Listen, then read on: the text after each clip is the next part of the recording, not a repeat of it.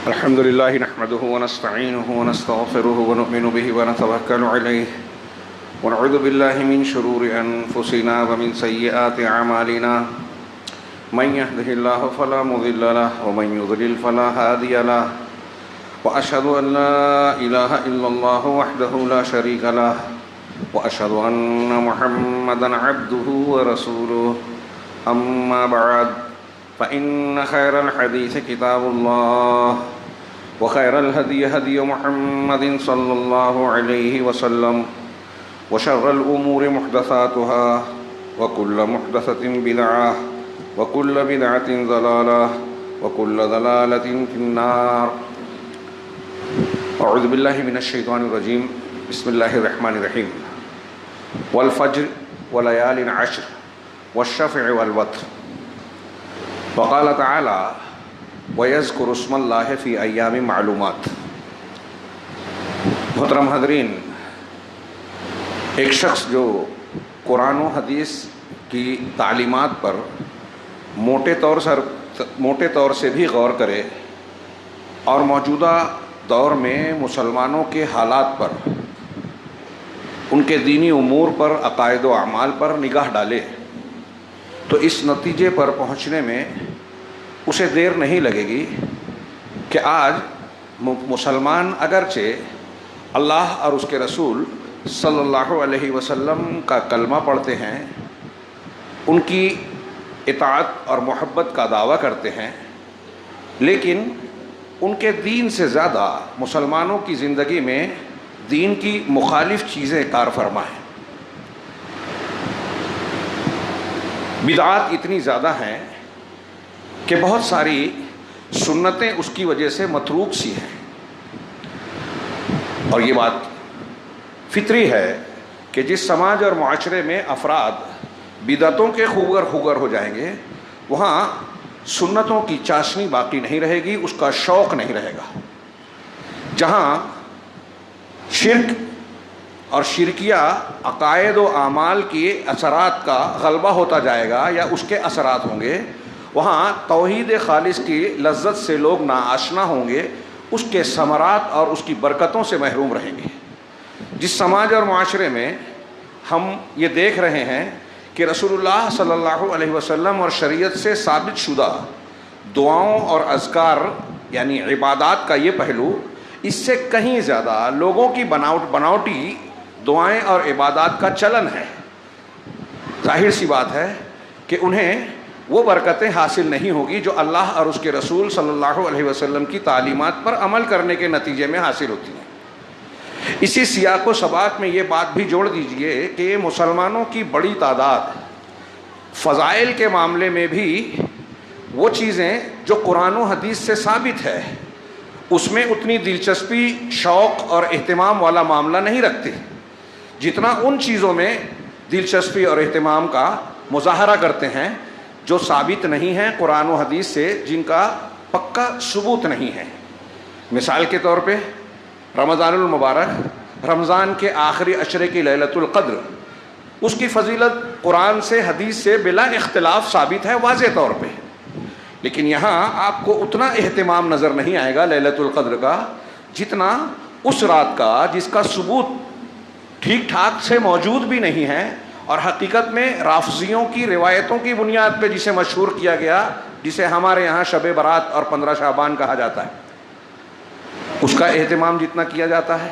چھٹیاں ہوتی ہیں، کاروبار بند ہو جاتا ہے، یہاں تک کہ بہت سے لوگ نیا لباس پہنتے ہیں، خاص بدعتی عبادات کا، دعاؤں اور اذکار کا اہتمام کرتے ہیں، جھوٹے فضائل بیان کیے جاتے ہیں. ایسا ہی معاملہ ان ایام کا ہے جس میں ہم اور آپ اب داخل ہونے جا رہے ہیں، یعنی ذی الحجہ کا پہلا عشرہ. ذی الحجہ کا پہلا عشرہ جس کی قسم اللہ رب العالمین نے ذکر کی سورہ فجر کے آغاز میں، والفجر ولیال عشر، قسم ہے فجر کی اور 10 راتوں کی. رات بولا جاتا ہے تو عربی میں دن اور رات دونوں شمار ہوتے ہیں، تو ترجمہ ہم 10 دنوں کا بھی کر سکتے ہیں، مفہوم غلط نہیں ہوگا کہ 10 دنوں کی، والشفع والوتر، اور جفت اور طاقت کی. اللہ رب العالمین کا کسی معاملے میں کسی چیز کی قسم کا تذکرہ کرنا یہ خود اس کی ایک فضیلت بتاتا ہے، اہمیت بتاتا ہے۔ یہ تو قرآن کی بات ہے، احادیث مبارکہ میں ان ایام کے فضلوں اور ان کی برکتوں کے بہت سارے بیانات موجود ہیں، لیکن آپ دیکھیے کہ امت مسلمہ میں، ہمارے سماج اور معاشرے میں عشرہ ذی الحجہ کے اس پہلے عشرے کی جو فضیلت قرآن و حدیث نے بیان کی ہے اس کی طرف توجہ نہیں ہے، اس کا اہتمام نہیں ہے عملی زندگی میں۔ اس کے بالمقابل اب اس کے فوراً بعد ایک مہینہ آنے والا ہے، محرم الحرام، وہ بھی حرمت والا مہینہ، 4 حرمت والے مہینوں میں سے، اور یہ ذی الحجہ بھی جو موسم حج بھی ہے یہ بھی حرمت والا مہینہ، وہ حرمت والا مہینہ ہے، اور اس میں 10ویں تاریخ کا روزہ، اس کے ساتھ اللہ کے رسول صلی اللہ علیہ وسلم کا ارادہ کہ یہود کی مخالفت کرتے ہوئے آئندہ سال زندہ رہا تو 9ویں کا بھی روزہ رکھوں گا۔ حضرت موسیٰ علیہ السلام نے فرعون اور اس کے استبداد سے نجات پانے کے نتیجے میں بطور شکر روزہ رکھا تھا، اس کی مطابقت میں یہ روزہ مشروع کیا گیا، یہی اس کی فضیلت ہے۔ لیکن ہماری امت میں جھوٹی روایات، رافضیت کے اثرات کی بنیاد پر ان 10 دنوں کا خاص اہتمام کیا جاتا ہے، اور 10ویں تاریخ کو چھٹی ہو جاتی ہے روافض کی سنت کے مطابق، ان کے طریقے کے مطابق، اور اس کے بالمقابل یہ جو عشرہ ذی الحجہ ہے اس کا کیا مقام ہے۔ حقیقت یہ ہے کہ اللہ رب العالمین نے امت محمدیہ کو جو خاص انعامات سے نوازا ہے، پچھلی امتوں کے مقابلے میں کم عمر دے کر، مخصوص فضائل اور فضیلت والے ایام اور اوقات دے کر، اللہ رب العالمین نے امت محمدیہ کو یہ موقع دیا ہے کہ کم مدت میں بھی زیادہ اجر و ثواب کما لے، اور ایسی بہت ساری چیزوں کو بیان کیا ہے اعمال میں، اوقات میں، مخصوص ایام میں، انہی میں سے ایک ہے عشرہ ذی الحجہ۔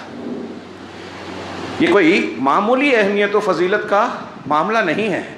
صحیح بخاری، سنن ابو داؤد وغیرہ میں حضرت ابن عباس رضی اللہ تعالیٰ عنہ کی روایت ہے، اللہ کے نبی جناب محمد رسول اللہ صلی اللہ علیہ وسلم کا ارشاد وہ نقل کرتے ہیں کہ آپ نے فرمایا، ما من ایام العمل الصالح احب الی اللہ من هذه الايام، ویعنی العشر الاول من شہر ذی الحجہ۔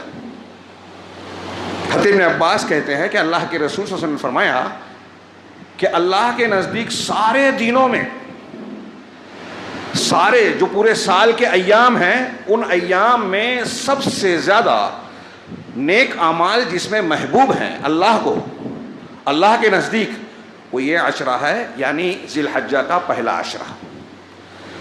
جب آپ نے یہ بیان کیا تو صحابہ کرام سے پوچھا گیا، صحابہ کرام نے سوال کیا، وَسُئِلَ وَلَا الْجِهَادُ فِي سَبِيلِ اللَّهِ، کہ اللہ کے رسول کیا ان ایام میں نیک اعمال اللہ کے راستے میں جہاد کرنے، قربانی دینے سے بھی زیادہ افضل ہے؟ وہ بھی اس سے افضل نہیں ہے؟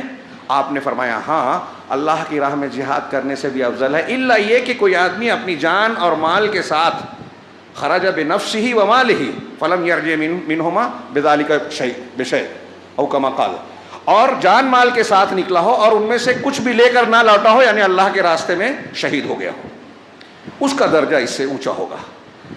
تھوڑی دیر کے لیے صرف اس ایک روایت پر غور کیجیے کہ نبی کریم صلی اللہ علیہ وسلم فرمایا کہ پورے سال میں جتنے بھی ایام ہیں بشمول رمضان، تمام ایام کے مقابلے میں اس کی زیادہ فضیلت ہے، اور اہل علم میں یہ اختلاف ہے کہ رمضان کا آخری عشرہ جو بہت فضیلت والا ہے وہ زیادہ اہم اور فضل اور برکت والا ہے، یا عشرہ ذی الحجہ کا پہلا عشرہ، ذی الحجہ کا پہلا عشرہ؟ تو عام طور سے اہل علم نے تحقیق کے طور پر بیان کیا، علامہ ابن تیمیہ اور دوسرے کئی لوگوں نے بیان کیا کہ رمضان کے آخری عشرے کی راتیں، اور بطور خاص لیلۃ القدر والی طاق راتیں، پورے سال کی راتوں میں سب سے افضل ہے، سال کی راتوں میں سب سے افضل ہے۔ اور عشرہ ذی الحجہ، یہ ذی الحجہ کے مہینے کا پہلا عشرہ، یہ پورے سال کے دنوں میں سب سے زیادہ افضل ہے۔ اللہ رب العالمین نے تمام دنوں میں اس کو چن لیا، منتخب کر لیا، اور اس کو سب سے زیادہ فضیلت والا بنایا۔ لیلۃ القدر میں قرآن کا نزول ہوا، روزہ، اعتکاف، تلاوت اور دوسری چیزوں کی وجہ سے اس کا سب سے اونچا مقام ہے رات کا. اور عشرہ ذی الحجہ میں بہت ساری نیکیوں کو انجام دیا جاتا ہے جو پورے سال میں کسی اور دن میں نہیں انجام دیے جاتے. یہ پورا عشرہ ذکر و اذکار کا، نیک اعمال کا، عبادات کا، تکبیر و تحمید کا، اللہ کے ذکر، خوب ذکر کرنے کا ہے. حجاج اس میں خاص اعمال انجام دیتے ہیں، احرام کی حالت میں اکثر و بیشتر ہوتے ہیں، اور جو تمتع کرتے ہیں وہ آخری 8ویں تاریخ سے احرام باندھ کر تلبیہ پکارتے ہوئے مینا جاتے ہیں. تو اس میں 8ویں تاریخ کا ہے جسے یوم الترویہ کہا جاتا ہے. پھر 9ویں تاریخ یوم عرفہ ہے، اور سارے دنوں میں عرفہ کا دن سب سے زیادہ افضل ہے. اور عرفہ کا وقوف حاجی کے لیے سب سے بڑا اور اہم رکن ہے. اللہ کے رسول صلی اللہ علیہ وسلم نے فرمایا الحج عرفہ، عرفہ حج ہے. اور حاجیوں سے ہٹ کر دوسروں کے لیے مستحب ہے کہ اس دن کا روزہ رکھیں. صوم یوم عرفہ یکفر سنتین، مسلم شریف کی ایک روایت میں ہے یکفر السنۃ الماضیہ والسنۃ الباقیہ، کہ یوم عرفہ یعنی ذی الحجہ کی 9ویں تاریخ کا روزہ 2 سالوں کے گناہ کو مٹاتا ہے، صغیرہ گناہوں کو. مسلم شریف کیا ہے کہ پچھلے سال اور اگلے سال. اس سے زیادہ فضیلت محرم کے 10ویں تاریخ کے روزے کی بیان کی جاتی ہے، لیکن اس کی بارے میں کہا گیا کہ وہ 1 سال کے گناہ معاف کرتا ہے. اور عرفہ کے دن کا روزہ 2 سال کے گناہ. یہ غیر حاجیوں کے لیے یہ مستحب ہے کہ 9ویں تاریخ کا روزہ اگر آپ رکھتے ہیں. اب یہاں ہمارے یہاں بحث کرتے ہیں کہ عرفہ جب حاجی لوگ عرفہ میں رہتے ہیں اس وقت، یا ہمارے یہاں ذی الحجہ کی 9ویں تاریخ ہو. میں ذاتی طور سے اگرچہ ہمارے بہت سے علماء یہ کہتے ہیں کہ عرفہ کے دن، لیکن اس میں یہ استحالہ ہے کہ عرفہ کے دن جب وقوف عرفہ ہوتا ہے تو بہت ساری جگہوں پر دن کا ٹائم ہی نہیں ہوتا کہ روزہ رکھیں، یا کچھ حصہ ملے گا. اور عقلی فطری طور پر سیدھے انداز میں یہ سمجھ میں آتا ہے کہ اگر عرفہ کا دن ہے تو 9ویں تاریخ ہے، جیسے یوم النحر 10ویں تاریخ ہے، وہاں کے یوم النحر پر ہم قربانی نہیں کر سکتے. تو اس اعتبار سے 9ویں تاریخ والی بات زیادہ، میں اپنے بات کہہ رہا ہوں کہ سمجھ میں آتی ہے، واللہ اعلم بالصواب. تو 9ویں تاریخ کا یہ روزہ 2 سال کے گناہوں کی بخشش ہے. اس دن اللہ رب العالمین اپنے بندوں کو جہنم سے بکثرت آزادی دیتا ہے. سارے دنوں میں یہ سب سے زیادہ افضل دن ہے. پھر اس کے بعد یوم النحر، قربانی والا دن. اللہ کے رسول صلی اللہ علیہ وسلم سے ثابت ہے کہ آپ نے فرمایا کہ یوم النحر کو قربانی کرنا سب سے فضیلت والا عمل ہے، اللہ کے نزدیک پسندیدہ عمل ہے. صدقہ و خیرات نہیں، اللہ کے راستے میں قربانی کرنا. اور ایک حدیث یہ بھی ہے، جیسے میں نے ابھی حضرت ابن عباس کی روایت فرمائی، ایک حدیث میں یہ ہے کہ پہلے ذی الحجہ کا پہلا عشرہ تمام مہینے کے تمام سالوں کے مقابلے میں اللہ کے نزدیک زیادہ افضل ہے، فضیلت والا ہے. یہ روایتیں آپ دیکھیے کہ ان 10 دنوں میں جو اعمال ہو رہے ہیں، اللہ رب العالمین نے ان کو جو خصوصیات دی ہیں وہ پورے سال کے ایام میں کسی دن میں کسی عشرے میں نہیں ہے، یہاں تک کہ رمضان میں بھی. نبی کریم صلی اللہ علیہ وسلم اور صحابہ کرام کہتے ہیں، یہ جیسے کہ قرآن کی آیت میں نے پڑھی تھی سورہ حج کی، کہ حاجیوں کا ذکر کرتے ہوئے کہا وَيَذْكُرُ اسْمَ اللَّهِ فِي أَيَّامٍ مَعْلُومَاتٍ، اور تاکہ وہ اللہ کے نام کا ذکر کریں معلوم دنوں میں. حضرت ابن عباس رضی اللہ تعالیٰ عنہ اور ان کے علاوہ متعدد مفسرین کہتے ہیں، جیسے وَلَيَالٍ عَشْرٍ کی تفسیر میں حضرت ابن عباس اور اکثر مفسرین کہتے ہیں، جمہور علماء، کہ اس سے مراد عشرہ ذی الحجہ ہے.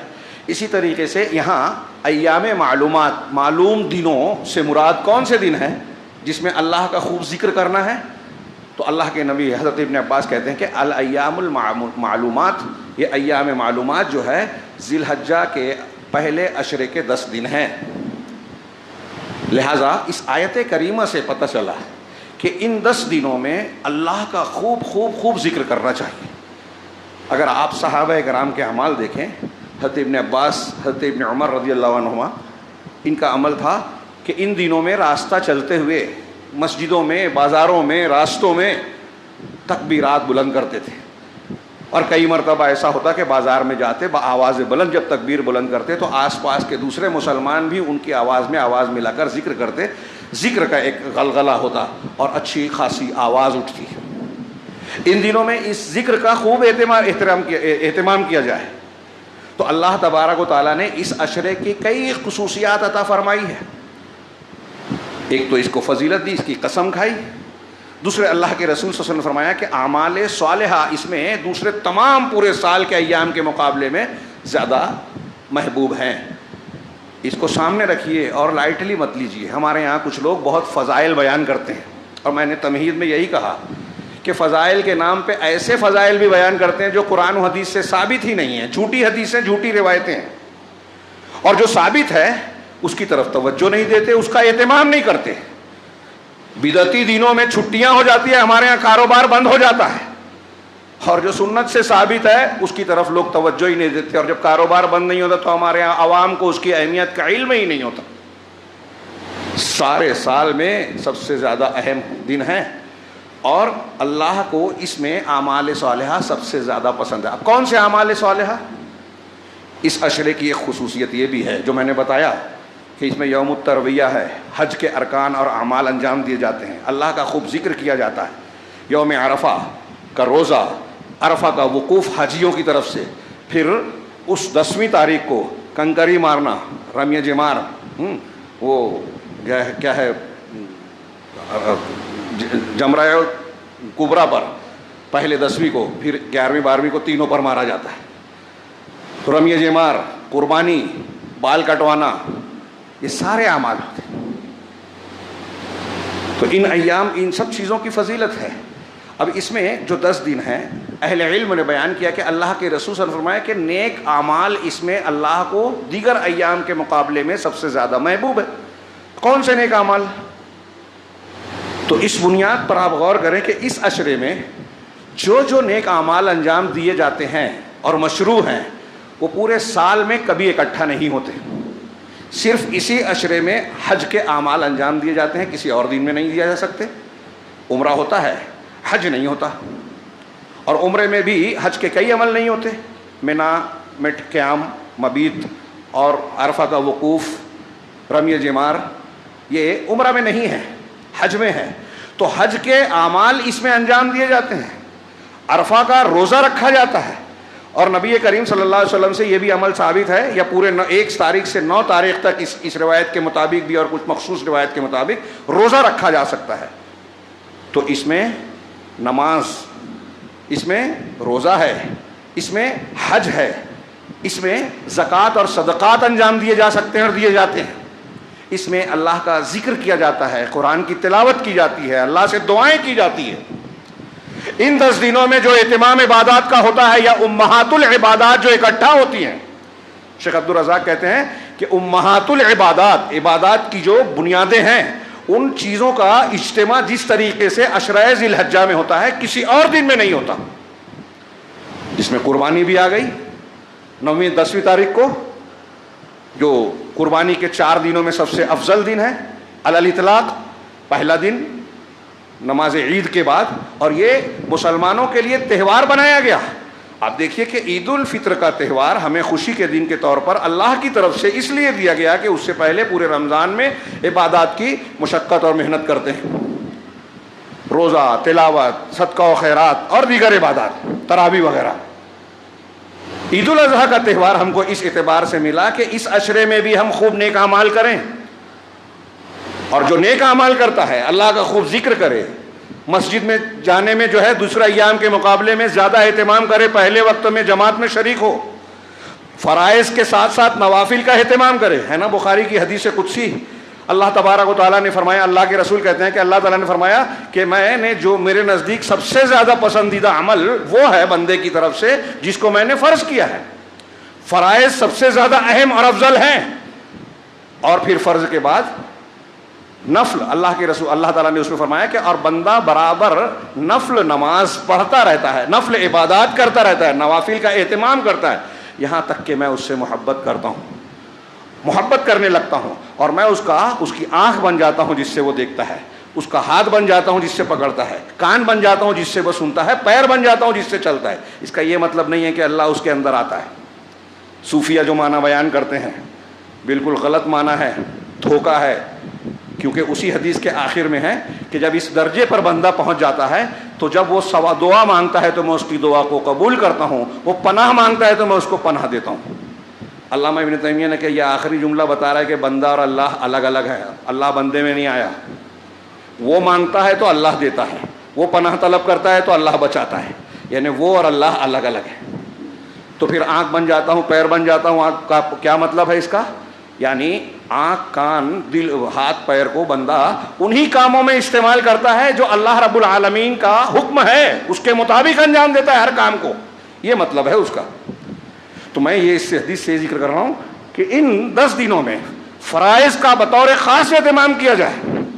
جیسے ہم رمضان میں تھوڑا سا بیداری کا ثبوت دیتے ہیں، ان 10 دنوں میں بھی رمضان کی طرح ماحول ہونا چاہیے، اہتمام کرنا چاہیے کہ مسجد میں جائیں، پابندی کریں فرائض کے لیے، پہلے وقت میں جائیں، نوافل کا اہتمام کریں، اور چلتے پھرتے اٹھتے بیٹھتے ہر وقت خوب ذکر کریں، جتنی توفیق ملے قرآن کی تلاوت کریں۔ ہو سکے تو ان 10 دنوں میں جتنا روزہ رکھ سکتے ہیں، 9 دنوں میں، عید کے دن کا روزہ ممنوع ہے، حرام ہے، اور ایام تشریق کا، ایام تشریق عید کے بعد 3 دن، 11ویں 12ویں 13ویں، ان دنوں میں روزہ نہیں۔ 1 سے 9 تک روزہ رکھیں تو رکھیں، کم سے کم 9ویں تاریخ کا ضرور روزہ رکھنا چاہیے۔ ایک روزہ 2 سالوں کے گناہوں کا کفارہ۔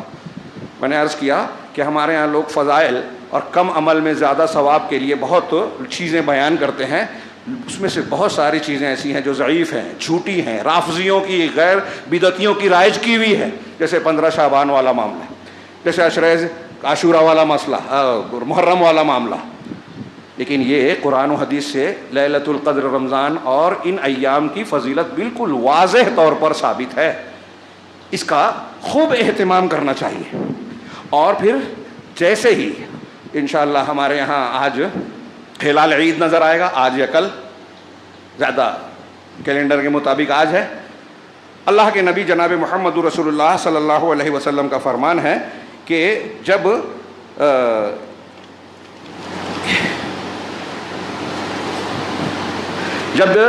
ہلال عید نظر آ جائے، ہاں، حضرت صحیح مسلم میں اللہ کے نبی صلی اللہ علیہ وسلم فرمانے کہ اذا رأیتم ہلال ذی الحجہ واراد احدکم ان یضحی فلیمسک عن شعرہ واظفارہ، وفی روایت اذا دخلت العشر واراد احدکم ان یضحی فلا یمس من شعرہ وبشرہ شیئا۔ یہ 2 روایتیں اکٹھا ہے کہ جب تم ہلال ذی الحجہ دیکھ لو، یعنی ذی الحجہ کا چاند نظر آ جائے، اور تم میں سے کوئی، حدیث کے جو الفاظ ہے وَأَرَادَ أَحَدُكُمْ أَن يُضَحِّيَ، کہ تم میں سے کوئی قربانی کا ارادہ رکھتا ہے، یہ بطور خاص اس کے لیے ہے، ہاں، فَلْيُمْسِكْ عَنْ شَعْرِهِ وَأَظْفَارِهِ، تو وہ اپنے بال، سر کا بال، مونچھ کا بال، بغل کا بال، زیر ناف بال، سب بال آ گئے، اپنے بال سے رک جائے، یعنی بال نہ کاٹے، وَأَظْفَارِهِ، اور اپنے ناخن کو نہ کاٹے، جس کا قربانی کا ارادہ ہے۔ اور دوسری روایت میں الفاظ کا تھوڑا سا فرق ہے کہ اللہ کے رسول نے کہ اذا دخلت العشر واراد احدکم ان یضحی فلا یمس من شعرہ وبشرہ شیئا، کہ جب تم میں سے کوئی شخص ذی الحجہ کا چاند دیکھے، عشرہ ذی الحجہ میں داخل ہو، وہاں چاند دیکھے اور یہاں عشرہ ذی الحجہ میں داخل ہو، اور تم میں سے کوئی قربانی کا ارادہ رکھتا ہو تو اپنے بال اور اپنے بشر سے کچھ نہ چھوئے، چمڑی وغیرہ نہ کاٹے۔ ہاں، عام طور سے ہمارے یہاں احناف یہ بیان کرتے ہیں، اخبارات میں مضمون چھپتا ہے، میں نے کل دیکھا ایک جگہ، وہ کہتے ہیں کہ یہ مستحب ہے، سنت ہے کہ آدمی چاند نظر آ جانے کے بعد بال ناخن نہ کاٹے، مستحب ہے، یعنی اگر کیا تو بہت اچھا ہے، نہیں کیا تو کوئی بات نہیں۔ لیکن جمہور علماء کہتے ہیں، اور ایک اصول ہے شریعت کا کہ اللہ کے رسول صلی اللہ علیہ وسلم یا قرآن اگر کوئی بات حکم دے کر بیان کرے کہ ایسا کرے، دیکھیں یہاں فلیمسک چاہیے کہ وہ رک جائے، یہ فعل امر ہے، اسے رک جانا چاہیے، اور فلا یمس، نہ چھوئے، ہاں، یہ بھی ممانعت ہے، نہیں ہے۔ تو اس میں قاعدہ یہ ہے فقہ کا اور عربی کے اعتبار سے کہ اگر کوئی قرینہ موجود نہ ہو تو اللہ اور اس کے رسول کا حکم وجوب پر دلالت کرتا ہے، اور اللہ اور اس کے رسول کی ممانعت حرام ہونے پر دلالت کرتی ہے۔ یہاں کوئی قرینہ موجود نہیں ہے، اس لیے اہل علم میں سے بعض ائمہ اور علماء، جمہور علماء کہتے ہیں کہ قربانی کا ارادہ رکھنے والے انسان کے لیے جب عشرہ ذی الحجہ داخل ہو جائے تو جان بوجھ کر بال کاٹنا، ناخن تراشنا، کوئی بھی بال، جیسا کہ میں نے بیان کیا، سر کا بال، مونچھ کا بال، زیر ناف بال، کوئی بھی بال کاٹنا یہ حرام ہے، اور فرض ہے کہ وہ اس سے رک جائے. اور یہ بات دلیل کے اعتبار سے زیادہ مضبوط نظر آتی ہے. جیسا کہ ہمارے یہاں مشہور ہے کہ یہ مستحب ہے، کیے تو اچھا، نہیں کیے تو کوئی بات نہیں، صحیح نہیں ہے. ہاں جو قربانی نہیں کرتا اس کے لیے سنن ابو داؤد، ابن حبان اور دوسری بعض کتابوں میں روایت موجود ہے، ایک تھوڑی سی لمبی حدیث، کہ ایک صحابی نے، حضرت عمر نے اللہ کے رسول سے کہا کہ میں اگر قربانی کا دن آ جائے اور اپنے پاس دودھ دینے والی بکری جو کسی سے عاریتاً لی ہو یا گھر میں دودھ کے لیے استعمال ہو رہا ہے، منیحہ کا لفظ ہے، موجود ہے، تو کیا اس بکری کو قربان کر دوں میرے پاس کچھ نہ ہو؟ تو آپ نے کہا نہیں. ہاں اگر تم چاہتے ہو کہ اجر و ثواب ملے تو عشرہ ذی الحجہ میں تم اپنے بال ناخن وغیرہ نہ کاٹتے ہوئے جب 10ویں تاریخ کو ہو جائے تو نماز وغیرہ سے فراغت کے بعد اپنے بال اور ناخن کاٹ لو، ہاں اپنے زیر ناف بال کو صاف کر لو، تو تم کو قربانی کا اجر و ثواب مل جائے گا. ہاں تم کو اتنا اجر و ثواب مل جائے گا. تو اس روایت کو علامہ البانی اور بعض محدثین نے ضعیف کہا ہے، لیکن کئی سندوں سے ہے. بعض محققین نے کہا کہ یہ حسن اور مقبول ہونے کے درجے کو پہنچتی ہے، بلکہ شیخ احمد شاکر وغیرہ نے بعض روایتوں کو کہا کہ اس میں اسنادہ صحیح، اس کی سند صحیح ہے. تو بہرحال اہل علم کے نزدیک یہ مقبول درجے کو پہنچتی ہے. اور یہ جو حکم دیا گیا کہ اپنے بال ناخن نہ کاٹے جائیں، یہ دراصل خاص طور سے ان کے لیے جو قربانی کرتے ہیں، تو جو نہیں کرتے ان کے لیے مستحب ہے، لیکن جن کو قربانی کا ارادہ ہے اور حاجی نہیں ہے ان کے لیے فرض ہے. اور یہ ایک طریقے سے حاجیوں کی حالت کے مقابلے میں اسی کیفیت کو اختیار کرنے کی ایک نظیر ہے کہ جیسے حالت احرام میں ایک حاجی بال نہیں کاٹ سکتا، خوشبو نہیں لگاتا، سرما نہیں لگاتا، سلا ہوا کپڑا نہیں پہنتا، اس کے لیے مزید پابندیاں ہیں. تو ایسے ہی قربانی کرنے والا کچھ حد تک حاجیوں کی مشابہت اختیار کرے، اپنے بال ناخن نہ کاٹے جب عشرہ ذی الحجہ داخل ہوتا ہے. اور جب یوم عرفہ ہو تو جیسا کہ میں نے کہا روزہ رکھے. میں بار بار کہہ رہا ہوں کہ اس عشرے میں عبادات کا خوب اہتمام کرنا چاہیے، ذکر کرنا چاہیے. اور ان عبادات اور ذکر کی جو روح ہے، وہ روح ہے اللہ کی توحید، رسول کی اتباع، سنن ابراہیم کا زندہ کرنا، ان کی ملت کو زندہ کرنا. اس روح کو کبھی فراموش نہیں کرنا چاہیے. آج ہمارے لیے بہت بڑا المیہ یہ ہے کہ ایک تو ہم نیک اعمال کرتے نہیں، دوسرے یہ کہ کرتے ہیں تو یا تو اخلاص نہیں ہوتا یا رسول اللہ صلی اللہ علیہ وسلم کی سنتوں کا لحاظ اور اس کی رعایت نہیں ہوتی. اور نیک اعمال کے قبول ہونے کے لیے یہ جو دو چیزیں شرط ہیں. اگر آپ کی نیت درست نہیں ہے تو قبول نہیں ہوگا. آپ کا عمل صحیح ہے، نیت صحیح ہے، لیکن سنت کے مطابق عمل نہیں ہے، بدعت ہے، تو بھی قبول نہیں ہوگا. من عمل عملا لیس علیہ امرنا فہو رد. ان دونوں چیزوں کا لحاظ کر کے عمل کرنا چاہیے. اور ان دونوں چیزوں کا لحاظ کریں تو ان عبادات اور ساری عبادات کی اصل روح ہے توحید. لا الہ الا اللہ کی بنیاد ہمیشہ سامنے ہونی چاہیے. اور یہی ملت ابراہیمی کا پیغام ہے جس کو ہر سال عید الاضحیٰ اور حج کے ارکان تازہ کرتے ہیں. اب حضرت ابراہیم علیہ الصلوۃ والسلام کی زندگی کو، ان کی سیرت طیبہ کو، ان کی ملت کو ان موقعوں پر تازہ کرنا چاہیے. اپنے اور اپنے بچوں کو بتانا چاہیے کہ ان کی پوری زندگی کس طرح سے توحید کے مطابق گزری، کس طرح سے انہوں نے توحید کے تقاضوں کی تکمیل کی. موقع نہیں ہے، وقت مکمل ہو گیا.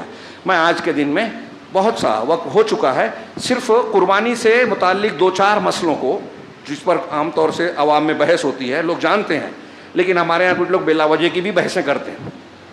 تو ان سے متعلق راجح باتیں اختصار سے، تفصیلی دلیلوں کا موقع نہیں ہے، بیان کروں. سب سے پہلی چیز کہ قربانی جو سیدنا ابراہیم علیہ الصلوۃ والسلام کی سنت ہے اور پھر جناب محمد رسول اللہ صلی اللہ علیہ وسلم کی، اس میں ایک اختلاف ہے کہ یہ کس پر واجب ہے، سنت ہے، سنت مؤکدہ ہے، کیا ہے. تو تحقیق یہ ہے کہ یہ سنت ہے اور سنت مؤکدہ ہے. فرض ہونے کی کچھ دلیلیں دیتے ہیں کہ اللہ کے رسول نے فرمایا، سنن ابن ماجہ کی روایت ہے، علامہ البانی نے اس کو صحیح کہا ہے کہ جو شخص قربانی کی استطاعت رکھتے ہوئے ہمارے قربانی نہ کرے وہ ہمارے مصلی پہ نہ آئے، یعنی عیدگاہ میں نہ آئے. تو یہ سختی بیان کی آپ نے، تو یہ وعید کے طور پر، تاکید کے طور پر ہے. اس لیے کہ دوسری حدیثوں سے پتہ چلتا ہے کہ اب یہی جو حدیث پڑھی کہ جب ہلال ذی الحجہ آپ نے دیکھا اور تم میں سے کوئی قربانی کا ارادہ رکھتا ہے، اگر یہ فرض ہوتا عمل تو اللہ کے رسول یہ نہیں کہتے کہ تم میں سے کوئی ارادہ رکھتا ہے، بلکہ کہتے کہ جس کی استطاعت ہے اس کے لیے کرنا چاہیے. اسے اور حضرت ابو بکر صدیق، عمر فاروق وغیرہ سے یہ عمل ملتا ہے کہ کچھ سالوں میں انہوں نے قربانی چھوڑ دی لوگوں کو یہ بتانے کے لیے کہ یہ فرض نہیں ہے. اور رسول اللہ صلی اللہ علیہ وسلم نے ہمیشہ کیا ہے جب سے اس کی مشروعیت ہوئی، اس لیے اس کو مؤکدہ کہتے ہیں، سنت مؤکدہ. تو صحیح بات یہ ہے کہ یہ سنت مؤکدہ ہے. کن جانوروں کی کرنا چاہیے؟ حدیث اور قرآن کے مطابق بہیمۃ الانعام، چوپائے، مویشی، ہاں 4 پیر والے مویشی. اس کی تشریح سورۃ الانعام میں اور اللہ کے رسول صلی اللہ علیہ وسلم کی احادیث اور عمل سے، صحابہ کے عمل سے معلوم ہوتا ہے کہ 4 جانور اور ان کے جوڑے کیے جائے تو 8 جانور، بکری بکرا، مینڈھا مینڈھی، گائے بیل، اونٹ اونٹنی، یہ 8 جانور ان کی قربانی مشروع ہے، مسنون ہے، شریعت میں بتائی گئی ہے. ہمارے یہاں لوگ بحث کرتے ہیں کہ بھینس کی قربانی کر سکتے ہیں یا نہیں. عام طور سے جمہور علماء اسی کے قائل ہیں کہ بھینس کی قربانی نہیں کرنی چاہیے. بعض نے تو بہت سختی سے کہا کہ یہ ہوگی ہی نہیں، اور بعض لوگ احتیاط سے کہتے ہیں کہ اس بارے میں احتیاط برتنا چاہیے. بھینس کی قربانی جو لوگ اس کے قائل ہیں کہ ہو سکتی ہے، آج کل کچھ سالوں سے بعض علماء اہل حدیث بھی کہہ رہے ہیں یہ کم ہے، بہت کم ہے، لیکن ان کی دلیل کوئی مضبوط دلیل اللہ کے رسول صلی اللہ علیہ وسلم کی حدیث یا صحابہ کرام کا بالکل ثابت شدہ عمل نہیں ہے. ان کی دلیل خاص طور سے لغت سے استدلال ہے، لغت سے، صرف لغت سے، شریعت میں استدلال کافی نہیں ہے. اور وہ کیا ہے؟ وہ کہتے ہیں کہ البقر نوع من الجاموس و نوع من البقر، کہتے ہیں کہ اہل لغت کہتے ہیں کہ جاموس یعنی بھینس، یہ بقر یعنی گائے کی قسم میں سے ہے، ایک نوع ہے، ایک قسم ہے. تو اس کی ایک قسم ہے، مطلب گائے تو نہیں ہے نا، اس لغت میں بھی غور کیجئے. عرب میں بھینس نہیں ہوتی تھی. حضرت عمر فاروق کے زمانے میں کہتے ہیں کہ جب ایران، فارس اس وقت کہلاتا تھا، فتح ہوا تو وہاں بھینس دیکھی، صحابہ نے سوال کیا کہ ایک جانور ہے ایسا ایسا ہے جو گائے کے مشابہ ہے، نظر آتا ہے.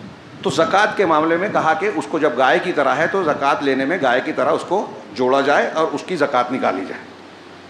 صحابہ کرام نے گائے پہ تو قیاس کر کے زکوٰۃ تو نکالی، لیکن میرے علم میں کہیں یہ نہیں ہے کہ انہوں نے گائے پر قیاس کر کے اس کی قربانی کی ہو، نمبر 1. دوسری بات یہ کہ اللہ کے نبی صلی اللہ علیہ وسلم سے اور قرآن سے جن جانوروں کی قربانی ثابت ہے، جن جانوروں کی قربانی ثابت ہے، ان جانوروں کے موجود ہوتے ہوئے اس جانور کو لینا جس کی ثابت نہیں ہے اور آپ کو کھینچتان کر کے ثابت کرنا پڑ رہا ہے، اس کی طرف نہیں جانا چاہیے. فقہ کا اصول ہے کہ اگر احتمال نظر آئے آپ کو کہ یہ کرنا ہے یا یہ کرنا ہے شریعت میں، اور دلائل سے اطمینان نہیں ہو رہا ہے، تو ایسی صورت میں فقہا اور علماء کا کہنا ہے کہ احوط جو احتیاط والا پہلو ہے اسے لیا جائے. اب اس میں احتیاط والا پہلو کیا ہے؟ اس میں احتیاط والا پہلو یہ ہے کہ جن جانوروں کے تعلق سے نبی کریم صلی اللہ علیہ وسلم سے ثبوت ہے، ہاں وہ کریں تو اس میں کوئی دقت کی بات نہیں ہے. جس کا ثبوت نہیں ہے، اختلاف ہے، اس سے بچ جائیں. جب یہ نہیں ملے گا، کوئی جانور نہیں ملے گا، تو غور کریں گے کہ بکری کی جگہ ہرن کر سکتے ہیں کہ نہیں، اونٹ کی جگہ زراف کر سکتے کہ نہیں، ہاں ان کی جگہ بھینس کر سکتے کہ نہیں. تو جب نہیں ملے تب قیاس کیا جائے گا. ایسا ہی مسئلہ میں میت کی طرف سے قربانی کا معاملہ بھی مانتا ہوں. ہمارے یہاں کچھ لوگ رسول اللہ صلی اللہ علیہ وسلم کی طرف سے قربانی کرتے ہیں، کچھ لوگ اپنے مردہ رشتہ داروں کی طرف سے.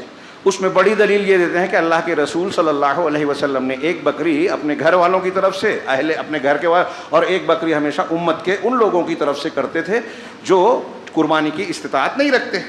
تو اس میں استدلال کرتے ہیں کہ امت کے وہ لوگ جو استطاعت نہیں رکھتے، آنے والوں میں بھی ہیں اور گزر جانے والوں میں بھی ہیں. اب یہ بھی دیکھیے کہ کیا یہ واضح دلیل ہے؟ ہاں اگر آپ اس حدیث سے یہ کہتے ہیں کہ اس میں گزرنے والے بھی ہیں اور اس کی بنیاد پر آپ اپنے مرنے والے رشتہ دار کی طرف سے قربانی کو جائز سمجھتے ہیں یا درست مانتے ہیں، مشروع، تو پھر آپ آنے والوں کے لیے بھی کریں. تو جو لوگ کہتے ہیں کہ اس حدیث سے ثابت ہوتا ہے، جب ان سے یہ سوال کیا جاتا ہے تو کہتے ہیں کہ نہیں یہ اللہ کے رسول صلی اللہ علیہ وسلم کے لیے خاص تھا. تو جب اللہ کے رسول صلی اللہ علیہ وسلم کے لیے خاص ہے تو یہ جس طرح خاص ہے وہ بھی خاص ہے، اور وہ معنی آپ نے نکالا ہے کہ جو گزر چکے وہ بھی، یہ واضح نہیں ہے. حضرت علی کی طرف سے حضرت علی کرتے تھے اپنے اور اپنے اللہ کے رسول کی طرف سے کہ مجھے اللہ کے رسول نے وصیت کی ہے، یہ حدیث ضعیف ہے، قابل حجت نہیں. اس کی بنیاد پر کہتے ہیں علامہ ابن تیمیہ جیسے لوگ بھی کہتے ہیں کہ جب اس کے بارے میں کوئی وضاحت نہیں ہے اور یہ ضعیف روایت ہے تو اس کی بنیاد پر ہم یہ کہہ سکتے ہیں کہ میت کی طرف سے قربانی کر لیے تو کوئی حرج نہیں. سوال یہ ہے کہ ایک اصول ہے قرآن و حدیث کا جسے سارے اہل سنت والجماعت، اہل الحدیث، حنفی، شافعی، مالکی سب مانتے ہیں کہ عبادات توقیفی ہیں، یعنی عبادات کا دار و مدار قرآن و حدیث کے اصول پر ہے. جب تک قرآن و حدیث سے کوئی ثبوت نہ ملے کوئی عبادت کرنا جائز نہیں ہے. یہ سب مانتے ہیں، اصول ہے یہ. اس کی دلیلیں ہیں کہ کوئی بھی اگر عبادت کے طور پر ایسا عمل کرے جس پر رسول اللہ صلی اللہ علیہ وسلم کا حکم نہیں ہے تو وہ رد ہے. من عمل عملا من احدث فی امرنا ھذا ما لیس منہ فہو رد. یہ دو حدیثیں، من عمل عملا لیس علیہ امرنا فہو رد، کہ اگر حکم رسول نہیں ہے، شریعت کی دلیل نہیں ہے، کوئی عمل ایسا کرے گا تو وہ رد ہو جائے گا. تو عبادات میں دلیل ہونا چاہیے کرنے کی، معاملات میں دلیل ہونی چاہیے نہ کرنے کی. ہر چیز آپ کھا سکتے ہیں، جائز ہے، جب تک کہ اس کے حرام ہونے کی دلیل نہ ہو. اور عبادات میں کوئی عبادت اس وقت تک نہیں کر سکتے جب تک عبادت کرنے کا، یہ قاعدہ یاد رکھیے بہت کام آئے گا. تو میں یہ کہنا چاہتا ہوں کہ جو لوگ میت کی قربانی کی جائز جواز کے قائل ہیں، کیا وہ ضعیف روایت یا احتمالی روایت کو کافی سمجھتے ہیں؟ ایک عبادت ہے، اس عبادت کے لیے، اس بات کے لیے کیا ضعیف روایت دلیل بن سکتی ہے؟ اگر ایسا ہوگا تو جیسے کرامیہ اور صوفیہ اور بہت سارے لوگوں نے فضائل میں جھوٹی اور ضعیف حدیثوں کو جو استدلال کیا اس کو رد کرتے ہیں محدثین. کسی عمل کی مشروعیت ثابت نہیں ہوگی، کوئی ثابت شدہ عمل ہے، اس کی فضیلت پہ اگر ضعیف حدیث آ جائے تو چل جائے گی. دھیان دیجیے میری بات کو، بہت سے لوگ یہ فرق نہیں سمجھتے. ضعیف حدیث سے فضائل میں جو ثابت ہے، کوئی عمل ثابت ہے تو اس کی فضیلت، کچھ ضعیف روایت ہے، ہلکا ضعف ہے تو اس سے ثابت فضیلت ہو سکتی ہے، لیکن عمل ثابت نہیں ہے. اور ایک ضعیف حدیث سے آپ کسی عمل کو ثابت کریں، یہ کہیں قبول نہیں کیا جائے گا. تو اس کے لیے کوئی مضبوط ثبوت نہیں ہے. اور صحابہ کرام، اللہ کے رسول صلی اللہ علیہ وسلم سے بیان کیا جاتا ہے، آپ کہہ رہے ہیں امت کی طرف سے. خدیجہ الکبریٰ رضی اللہ تعالیٰ عنہ، بخاری وغیرہ میں ہے کہ جب بھی قربانی ہوتی تھی تو اللہ کے رسول صلی اللہ علیہ وسلم حضرت خدیجہ کی سہیلیوں کے گھر گوشت بھیجتے تھے. حضرت خدیجہ یاد رہتی تھی وفات کے بعد، لیکن کبھی یہ ثبوت نہیں ہے کہ آپ نے حضرت خدیجہ کی طرف سے قربانی کی ہو. صحابہ کرام اللہ کے رسول صلی اللہ علیہ وسلم سے سب سے زیادہ محبت کرتے تھے اور ان کے رشتہ داروں کا بھی انتقال ہوا، لیکن کسی ایک صحابی سے کسی صحیح دلیل سے یہ ثابت نہیں ہے کہ انہوں نے اپنے مر جانے والے رشتہ دار کی طرف سے قربانی کی ہو. لہذا احوط بہتر یہی ہے، اگر آپ چاہتے ہیں کہ آپ کے مرنے والے رشتہ داروں کو ثواب پہنچے تو جو ثابت ہے آپ وہ کیجئے نا، قربانی کیجئے، ذکر و اذکار کیجئے اس دن، خوب اللہ کی رضامندی، اور ان کے حق میں جو مر گئے ہیں ان کے لیے دعا کیجئے، اس کا ثبوت ہے. ان کے نام پہ صدقہ و خیرات کیجئے، اس کا ثبوت ہے. تو جو چیز ثابت ہے وہ کیجئے. عبادات کے سلسلے میں یہی ضابطہ اختیار کرنا چاہیے. اسی طریقے سے جانوروں میں کون سا جانور؟ تو عیوب سے پاک. ہاں حدیثوں میں ہے کہ وہ لنگڑا جس کا لنگڑا پن واضح ہو، وہ بھینگا، ہاں کانا بھینگا جس کا بھینگا پن واضح ہو، وہ سینگ ٹوٹا جس کا واضح طور سے سینگ ٹوٹا ہوا ہو، تھوڑا موڑا ہلکا پھلکا ہوگا چل جائے گا. وہ کمزور جانور جس میں گودا نہ ہو، چربی گودا نہ ہو، ایک دم کمزور ہو، تو ایسے جانور کی قربانی نہیں ہوگی. فربا ہو، اچھا ہو، خوبصورت ہو حتی الامکان، اور اس کی عمر کیا ہو. ہمارے یہاں احناف کے یہاں مسنہ، لا تذبحوا الا مسنہ حدیث ہے کہ نہ ذبح کرو مگر مسنہ. تو مسنہ سن سے ہے تو سال سے لیتے ہیں کہ بکری اتنے سال کی، گائے اتنے سال کی، اونٹ اتنے سال کا، 5 سال کا، یہ 3 سال کی، یہ 1 سال سے اوپر ہو، یہ 2 سال سے. ہاں صاف طور سے جو حدیثوں سے ثابت ہوتا ہے کہ جانور کم سے کم دانتا ہو، 2 دانتا کم سے کم. اور دانتا کسے کہیں گے؟ جس کے دودھ کے دانت گر گئے، خود سے گرائے نہیں گئے ہیں، خود سے گر گئے وہ دانتا ہو گیا. کیونکہ دودھ کا دانت جانور کا اسی وقت گرتا ہے جب اصلی دانت آنے لگتا ہے. دودھ کا دانت گر گیا، اگر آپ انگلی لگائیں گے تو وہاں آپ کو اصلی دانت نکلتا ہوا نظر آئے گا، محسوس ہوگا. تو دانتا ہو. اسی طریقے سے یہ بالکل واضح طور سے میں نے کہا کہ بہت مختصر بیان کر رہا ہوں. ہاں اور اس پر اہل علم نے کتابیں لکھی ہے، وضاحت کی ہے کہ حدیثوں سے، دلیلوں سے یہی معاملہ صحیح ثابت ہوتا ہے. اگر دانتا جانور نہ ملے تو حدیث میں ہے کہ جزعۃ من الظأن، ہاں مینڈھے کا کھیرا اردو میں کہتے ہیں، یعنی 1 سال کا مینڈھا. اور مینڈھے میں ہی صرف جائز ہے، دانتا اگر نہیں ہے، کوئی دوسرا دانتا جانور نہیں مل رہا ہے، تو ایسا مینڈھا ذبح کرنا اللہ کے رسول صلی اللہ علیہ وسلم نے جائز بتایا ہے، کر سکتے ہیں جس کی عمر 1 سال ہو گئی ہو. یہ مجبوری کی شکل میں، اور صرف بکرے میں، مینڈھے میں، بھیڑ میں یہ چلے گا بس، ہاں دوسرے جانوروں میں نہیں چلے گا. ایک سوال یہ کیا جاتا ہے کہ خصی جانور کی قربانی ہوگی یا نہیں. پتہ نہیں کہاں سے لوگ روایت لائے ہیں کہ خصی جانور کی قربانی نہیں ہونی چاہیے، جبکہ یہ پسندیدہ ہے.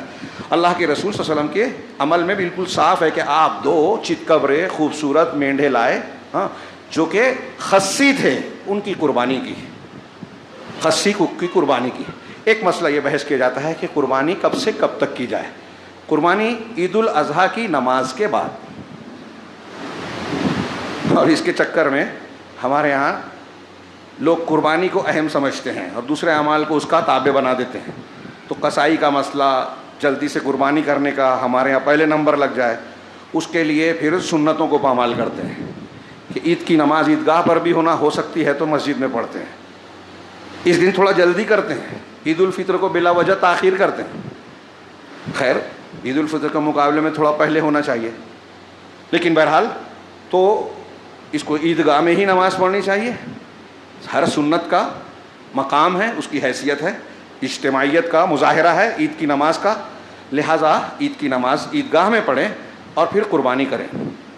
عید کی نماز کے بعد قربانی کا وقت شروع ہوتا ہے. اس سے پہلے کسی نے کیا تو اللہ کے رسول نے فرمایا کہ وہ ذبیحہ ہوگا، قربانی نہیں. اور چوتھے دن تک اس سلسلے میں اختلاف ہے.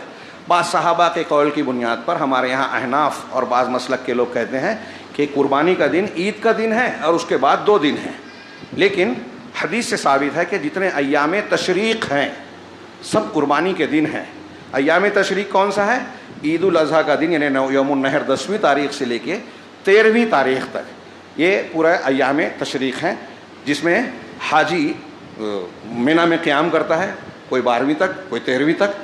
اور تینوں دن جو ہے خوب ذکر و اذکار کرنے کا حکم دیا گیا ہے.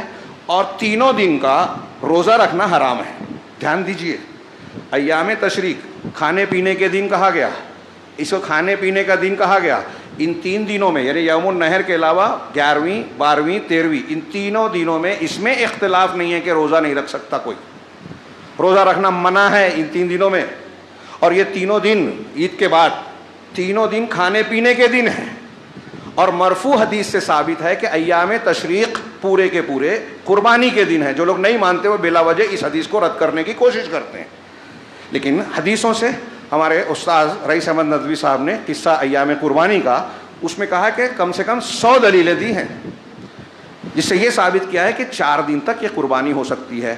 مگر میں نے جیسا کہ کہا، شروعات میں نے کی تھی کہ ہمارا سماج اگرچہ کلمہ پڑھتا ہے لیکن لا الہ الا اللہ پڑھنے والا بہت سارے شرکیہ عقائد و اعمال کی دنیا میں گم ہو کر خالص توحید کی لذت و چاشنی سے محروم ہے.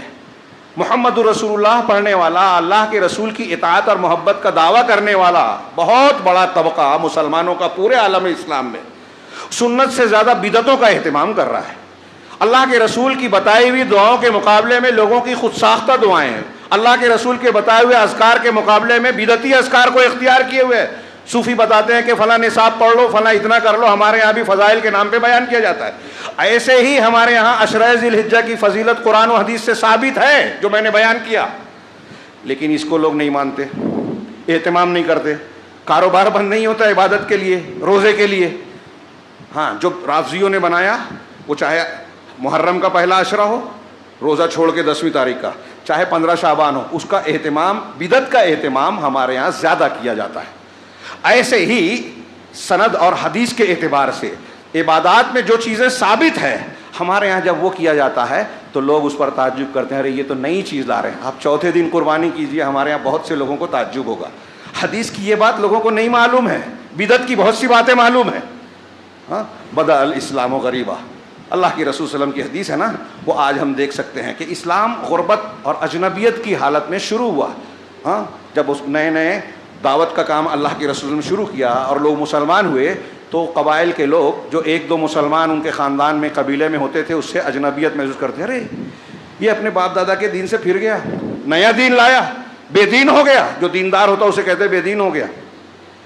تو اللہ کے رسول نے فرمایا وَسَيَعُودُ كَمَا بَدَأَ, جیسے شروعات میں لوگوں نے اس کو اجنبی سمجھا, عنقریب یہ حالت پھر لوٹ آئے گی کہ صحیح دین پر جو عمل کرے گا اس کو لوگ تعجب سے دیکھیں گے, اجنبی محسوس کریں گے, کیا نئی چیز لے آئے. لیکن اللہ کے رسول نے ایسے لوگوں کے لیے کہا فَطُوبَىٰ لِلْغُرَبَىٰ, ہاں غربا کے لیے, جن سے لوگ تعجب کرتے ہیں, اجنبی سمجھتے ہیں, ان کے لیے مبارکبادی. اللہ رب العالمین سے دعا ہے کہ وہ ہمیں ان غربا میں شامل کرے. یعنی جب لوگوں میں بگاڑ ہو جائے, سنتوں کو مار دیا جائے, سنتوں کی بجائے بدعتوں میں لوگ زیادہ دلچسپی لینے لگیں, اللہ رب العالمین ہمیں سنتوں پر قائم رہنے اور لوگوں کے بیچ میں اصلاح کرنے والوں میں شامل فرمائیں, اور اس کی برکت سے دنیا اور آخرت میں کامیابی سے نوازے. بارک اللہ لی ولکم فی القرآن المجید ونفعنا وإیاکم بالآیات والذکر الحکیم انہ تعالی جواد کریم ملک برور غفور رحیم.